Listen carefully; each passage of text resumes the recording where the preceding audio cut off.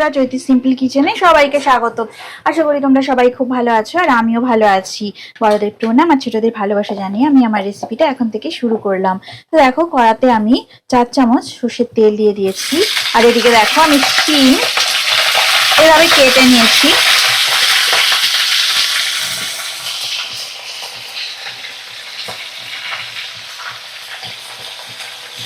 তো এখানে 500-র মতো শিম এইভাবে কেটে নেওয়া আছে। তো ভালো করে আমি দেখো ভাজা করে নেব শিমগুলো।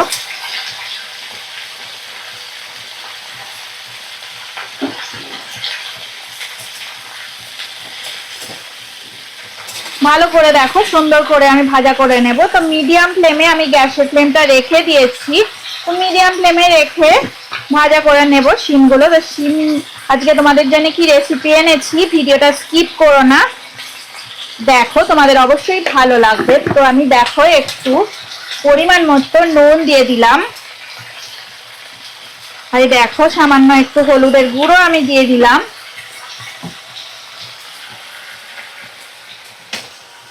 আর একটা কাঁচা লঙ্কা এভাবে মাঝখান থেকে হাফ করে দিয়ে দিলাম।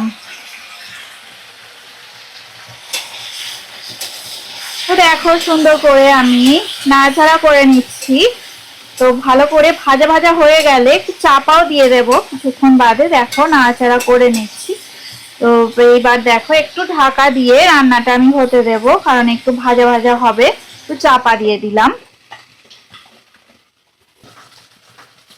দেখো আমি ঢাকাটা খুলে নিয়েছি 2 মিনিট পর। তো ভালো করে দেখো আর একটু নাড়াচাড়া করে নেব, আর একটু ভাজা ভাজা হয়ে যাবে। আর 2 মিনিট নাড়াচাড়া করে নেব।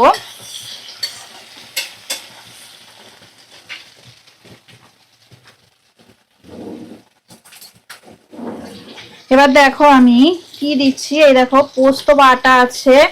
তো সবটা দেব না পোস্ত দেখো আমি 1 চামচ আর একটু সামান্য দিলাম। আর এই যে দেখো এখানে তিল বাটা আছে, সাদা তিল, রোস্টেড তিল বাটা।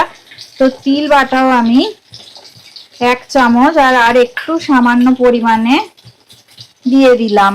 তো আজকে দেখো সাদা তিল বাটা আর পোস্ত বাটা দিয়ে আমি শিমটা একদম অন্যরকম করে এই রান্নাটা করছি। দেখো ফ্লেমটাকে মিডিয়ামে রেখে একটুখানি ভাজা করে নেব তিল বাটা আর পোস্ত দিয়ে, কারণ তিল আর পোস্তর কাঁচা গন্ধটা যাতে একটু চলে যায়।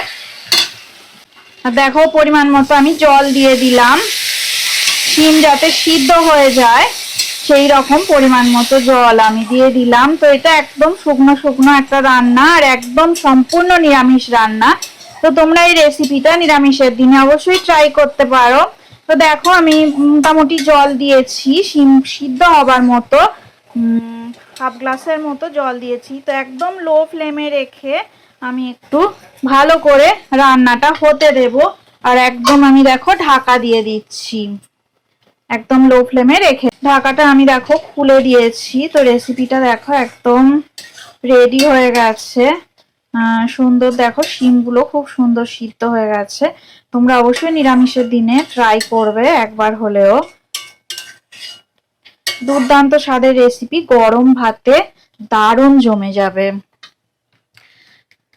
তোমাদের কারো মনে হলে একটুখানি মিষ্টিও দিয়ে দিতে পারো, মানে চিনি দিতে পারো। তো আমি চিনি দিলাম না। তো দেখো রেসিপিটা একদম রেডি হয়ে গেছে।